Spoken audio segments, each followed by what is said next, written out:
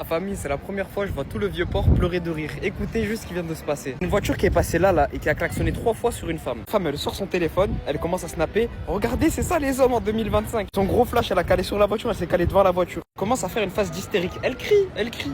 Elle vient de m'agresser, y a personne qui a réagi. Tout ça parce que je m'habille court. Entre guillemets, elle s'était apprêtée, genre elle s'était mise de façon élégante, elle s'était habillée court. Pendant 1 minute, elle snap, le gars il était patient. Il baisse sa fenêtre. Il y a une fois qu'il portait en plus. Et Guetté, il a dit quoi? Baisse la fenêtre, il dit espèce de hmara, en plus d'être bête, t'es une crasseuse, t'as des pâtes carbonara sur ta jupe. Il est parti en courant les gars. Wallah, il est parti en courant de honte. Tout le vieux port, il était en larmes. Tout le monde pleurait, hein, ceux dans les restaurants, ceux qui passaient à côté. Même moi, j'étais mort de rire, les CRS aussi. Et en partant en courant, elle est tombée. Oh les gars, wallah, que c'était la fois de trop. Commence à dire men artra, je sais pas quoi, je sais pas quoi. Et vous savez, le gars, quand il a répliqué, il avait l'accent typique des Marseillais. Ça fait, c'était encore 20 fois plus drôle. Je peux comprendre, il y a énormément de femmes qui se font agresser de cette manière-là. Mais cousine, il fallait garder le bon soupçon. En tout cas, ici, il fait bon vivre. Il y a des petits soleils, petite vue en détente. Il y a des gens toujours. Et voilà.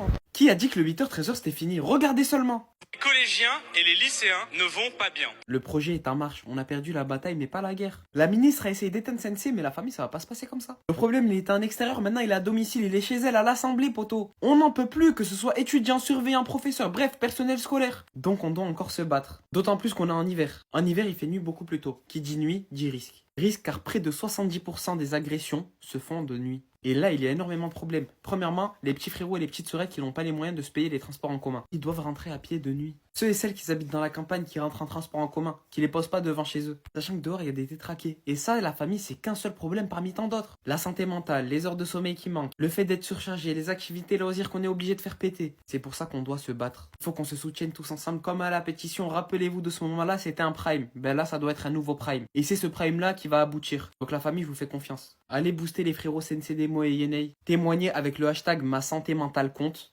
Et là, on fera bouger les choses. 8h, 18h, ça n'existera plus un jour ou l'autre et c'est maintenant que tout va se jouer. Il y a un frérot à moi qui allait mettre 15 000 € dans son mariage. Il a fait la meilleure décision de sa vie en m'écoutant. Écoutez seulement. Avant qu'il se marie, on a échangé nos points de vue sur le mariage. Du coup, moi, je lui ai dit que ma perception des choses, c'était tout simplement de faire un petit mariage ainsi qu'un grand voyage. Inviter que ta famille et la famille du marié, ainsi que 2-3 frères et 2-3 sœurs, c'est tout. Il m'a dit oui, mais après il y a des personnes qui vont être tristes, il y a ci, il y a ça, il y aura pas tant d'ambiance que ça si tu prends une petite salle et tout. Premièrement, il faut savoir que tu te maries pour toi et aux yeux d'Allah, c'est tout.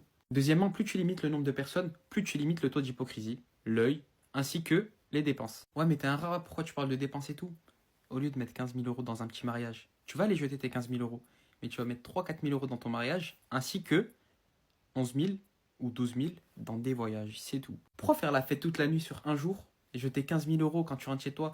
T'es dépressif alors que tu peux kiffer à l'année dans d'autres pays. Tu peux prendre ta femme, découvrir de nouvelles cultures, la faire kiffer et te faire kiffer en même temps. On a échangé nos points de vue. Au début, on était en désaccord total. Par la suite, il m'a un peu rejoint. Je l'ai un peu rejoint sur certains points aussi. Au final, il a fait un petit mariage et un grand voyage. Là, il a son 4e pays, alhamdoulilah, et il kiffe sa vie. Je vous fais cette vidéo là, c'est qu'il m'a appelé des Philippines, il m'a dit c'est la meilleure décision de ma vie. Et je lui ai demandé si je pouvais en faire une vidéo, il m'a dit oui. Maintenant dites-moi vous ce que vous voudriez faire, un petit mariage, un grand voyage ou tout simplement un grand mariage. Pour tous ceux là qui veulent faire un petit mariage ou qui ont déjà fait un petit mariage, donnez vos astuces dans les commentaires, comme ça on sait comment faire. C'est-à-dire voilà, au lieu de réserver une salle à 3 000 €, tu vas le faire chez Watt. Concernant le manger, il faut aller prendre ça ici. Les invités, les tenues, bref, tout ce qui s'ensuit. Famille, vous voyez ce gars-là, là, Abderrahman? Ça, c'est une photo de lui et moi quand on était en Ouganda en voyage humanitaire. Ce mec-là, toute sa vie, il a mangé des épreuves de zinzin, des trahisons, des découvertes de fous et malgré ça, il aidait les gens encore. En fait, ce gars-là, il est nia, il a le cœur blanc. Et là, alhamdoulilah, il a réussi à sortir la tête de l'eau en 1 an. Il a fait les causes, il a prié et il a travaillé. Il a travaillé énormément. Et là, il a généré plus de 1 million de chiffre d'affaires sur une boutique. Et sans parler des autres. Du coup, lui, son domaine, c'est l'e-commerce. Il est dans l'e-commerce depuis un certain temps maintenant. Il s'est lancé avec des professionnels pour créer une formation qui accompagne tout le monde de A à Z. C'est un truc de fou. Tu lui envoies un message dans la formation, il te répond directement. T'as un guide, t'as plus de 12 modules si je dis pas de bêtises. Donc voilà, je vous mets son arrobase en description. Cliquez dessus et cliquez dans le lien dans sa bio et rejoignez les gars tout simplement son e-com club. Si vous êtes intéressé par l'e-commerce et tout, je me porte garant à 4 milliards de pourcents. Il m'a même pas demandé de faire la vidéo, mais moi je vais la faire. Les gars, faut normaliser le fait de donner du gaz à vos frères qui lancent des choses. Que seules les personnes qui ont lancé quelque chose savent à quel point c'est compliqué d'avoir de l'aide, d'avoir des gens qui partagent en continu, des gens qui parlent de ce que vous avez lancé. Moi-même le premier les gars, je suis en train de lancer une marque caritative pour aider tous les peuples. Les gars, c'est très compliqué. Donc voilà mon frère Abderrahman, grosse force. Les gars, Digitali comme club, c'est un truc de gueudin.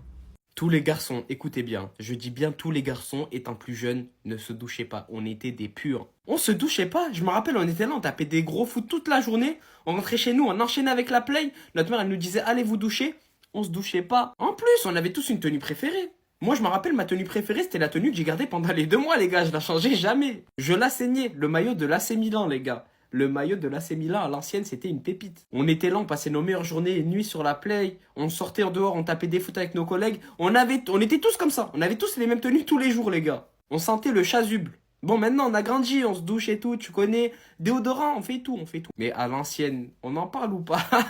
Moi, j'ai des traumatismes dans ma tête. J'ai enlevé mes chaussures, ma mère, elle me disait, va à la douche. Ah oui, non, mais ça puait trop, je puais trop des yep. Elle me disait, lave-toi avec du savon et du shampoing et de l'eau. En fait, ça me fume, puisqu'on était prêts à pleurer pour ne pas aller à la douche, les gars. En fait, on était vraiment sales, on était des crasseux de fou. Il y a aussi quelque chose que j'ai oublié de citer. Ma mère, quand elle me faisait la douche, elle me mettait sous la douche, elle me frottait avec l'espèce d'éponge là. J'avais la peau toute rouge. Ça, c'est des balaves qui resteront à vie, c'est des cicatrices. C'est marqué dans ma tête, encore une fois. Je vous jure, cette sensation-là, tous les garçons, ils la connaissent. T'as l'impression ta mère, elle jetait de l'acide, elle te brûlait en même temps. Les gars, c'était trop une dinguerie. Après, j'avoue, tu baissais ta tête, tu voyais l'eau, elle était grise, bizarre. Tu disais, ah ouais, ah ok, ok. Et là, il y avait plus de douche après pendant 4 semaines, les gars. Tu partais en courant, tu jouais dehors au foot avec tes collègues et tout. Tu prenais 2-3 zincs à toi. Tu t'amusais avec ton maillot de l'AC Milan, Barcelone jaune-rouge et tout. Les gars, vous en rappelez ou pas? Les gars, la vidéo que je vais vous montrer, je crois que c'est l'une des vidéos les plus tristes que j'ai jamais vues. Donc là, il y a un professeur qui invitait tous ses élèves pour passer une bête de journée avec lui. T'as capté, petit repas, petite sortie, petite balade, randonnée, visite de fleuve, etc., etc. Et je vous laisse avec la vidéo seulement. Regardez la famille. Donc sur 30 élèves, il y en a que 2 qui sont venus. La caméraman ainsi que la personne ici présente. Il a malgré cela, il a le sourire. Et en plus de ça, il fait... Ça se voit, c'est bon en plus qu'ils font à manger. Petite randonnée, comme je l'ai dit précédemment. Visite, tranquillement. Le lac, etc., etc. Petit goûter. Je vous jure, ça se voit que c'est un bon. Maintenant, imaginez seulement son ressenti. Sur approximativement 30 élèves, il n'y en a que 2 qui sont venus. Concernant la nourriture, il a dû acheter pour 30. Il n'y en a que 2 qui sont venus. Concernant le matos pour la randonnée, il a tout acheté aussi. Il n'y en a que 2 qui sont venus. Il voulait avoir des liens plus proches avec ses élèves. Il a brisé des barrières en essayant d'être gentil avec eux, de leur faire passer du bon temps, de leur faire oublier leurs problèmes. Être en réalité un ami pour eux, mais eux, ils sont même pas venus, les gars. Je pense qu'il a dû pleurer carrément à la fin de la journée. Hein. Derrière son sourire, il doit cacher des larmes, je vous jure. Ça me déchire le cœur, parce que t'as vu, les profs, ils font jamais ça. Les profs, c'est que du 8h-18h avec eux normalement. Et là, il y a un prof qui s'est donné à balle pour passer une méchante journée avec ses élèves, pour qu'ils écoutent, pour qu'ils échangent, pour qu'ils rigolent en dehors du cadre éducatif, en dehors du cadre scolaire. Et eux, ils lui ont mis une feinte de frappe. Non, les gars, je vous jure, il est trop gentil, ça se voit. Eh, si on avait des profs comme ça, nous, on sauterait sur l'occasion. Hein. Bref, la famille, dites-moi dans les commentaires si vous connaissez des profs comme ça. Moi, j'ai jamais connu ça. Ce prof, il vit seul. Il voulait probablement de la compagnie. Il voulait laisser 30 élèves pour nouer des liens avec eux. Et sur 30 élèves, il y en a que 2 qui sont venus. Les gars, j'insiste énormément sur le fait, mais c'est une dinguerie quand on y pense. Chaque fois, je dis je suis un 06, personne me croit. Ou bien ça commence à me sortir une session van. Par pitié, n'en sortez pas dans les commentaires. D'enfoiré, vous avez fait une session van sur moi. Donc là, ce que j'ai fait, j'ai noté tous les commentaires les plus ressortis et les plus likés et je vais vous les lire. On va commencer doucement. 06, c'est son numéro de téléphone. Au Hebs depuis 2006. 2006 avant Jésus-Christ. Daron depuis 2006. Depuis 2006, il passe son bac. 06 en mode 1906. Espèce d'enfoiré. Kratos, c'est en 2006 aussi? Il est né le 29 février. Yamamoto dans Bleach, c'est en 2006 aussi. Barbe Blanche dans One Piece, c'est en 2006 aussi. Et les gars, sachez que j'ai dit un truc. J'ai dit je faisais 1m74 je crois dans les commentaires. Et quelqu'un il a dit 1m74, 74 kilos, 74 ans. Frérot, je te retiens. Doha de l'opprimer pour toi. 2 fois 10 puissance 6. Wallah, je croyais que t'avais 38 ans. 2006 enfants. Et je vous jure qu'il y en a encore plein. Les gars, j'ai même pas envie de tout lire. Frère, sachez juste que la génération 06, c'est une génération trafiquée. Personne ne fait son âge dans cette génération-là. Et je vous jure que c'est un théorème qui existe. Donc la famille, arrêtez d'essayer de nous nuire. Et les tantines, arrêtez de me DM. S'il vous plaît, par pitié, je suis un petit peu, j'ai l'âge de vos petits-enfants. Vous êtes là, oui, viens vivre avec moi et tout. Non, non, s'il vous plaît, par pitié, je suis un petit peu. Merci. La famille vient d'apprendre une histoire de zinzin, par pitié, écoutez seulement. C'est l'histoire d'une connaissance à moi, une personne que j'ai côtoyée étant plus jeune, mais que j'estimais pas réellement. Ce gars-là est tombé amoureux d'une femme qu'il aimait de fou furieux. Il estimait réellement, et c'est un musulman, donc il voulait faire les choses dans les règles de l'art pour pouvoir se marier avec elle. C'est-à-dire, il voulait aller voir son père pour pouvoir demander sa main. Or, lorsqu'il est parti voir son père, il lui a demandé une dot. Une certaine dot, un chiffre super élevé. Donc lui, il a parlé avec lui, il lui a dit, j'ai pas l'argent nécessaire. Est-ce que vous pouvez baisser un peu le prix? Il a dit non, je baisse pas les tarots, chef. Il a dit je baisse pas les tarots. Ça veut dire, ce gars-là, il a attendu 1 an pour pouvoir retourner voir la personne en question. Il a coupé les ponts avec elle étant donné qu'il n'avait pas assez d'argent. Mais il lui a dit, je te promets que je viendrai demander ta main. Donc les années passent, il amasse l'argent nécessaire pour pouvoir assumer sa femme ainsi que payer la dot. Du coup, il avait gardé le numéro du père de sa femme. Il lui a envoyé un message, Salem, est-ce que je peux passer chez toi? Ça y est, j'ai tout ce qu'il faut. Il lui répond pas. Il a appelé. Le numéro, il sonnait mais il répondait pas. Il envoie un message à sa fille, c'est-à-dire à la femme qui voulait marier. Elle lui dit, passe à la maison. Il passe à la maison. Il discute avec le père, tout se passe bien. Il paye la dot. Tout se passe bien. Il organise la salle, mariage, tout se passait pour le mieux, il était content, ils avaient toujours la même affinité, lui ainsi que sa femme. Du coup, il se marie avec elle, vous connaissez, ça se passe super bien, ça fait 3 mois qu'ils vivent ensemble, une dinguerie se passe. Elle vomit, elle est constamment malade, elle réclame des plats spéciaux.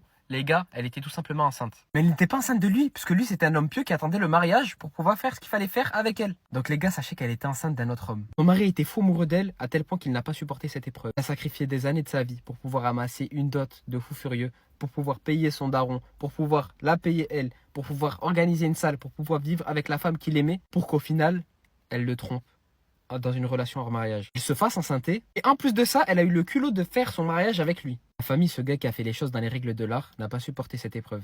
Il a d'abord fait un arrêt cardiaque, puis par la suite, crise cardiaque, Allah yarhamou, il est décédé. Donc la famille, je viens d'apprendre cette histoire-là, je vous jure que je suis encore sous le choc. Dites-moi vous ce que vous en pensez. Personnellement, je trouve que c'est une super dinguerie, puisque ce gars-là, il a fait la démarche pour, justement, faire les choses en bien. Il a travaillé, il s'est cassé le dos, il a enchaîné 3 tafs en même temps. Car son père, à elle, lui a demandé une dot astronomique. Et lui, il pensait que c'était une femme qui était pieuse, qui était bien, qui était réellement carrée pour lui. Mais malheureusement, elle lui a mis à l'envers. Puis par la suite, il s'est passé ce qui s'est passé. Voilà, c'était tout les gars. Dites-moi ce que vous en pensez de cette histoire-là dans les commentaires.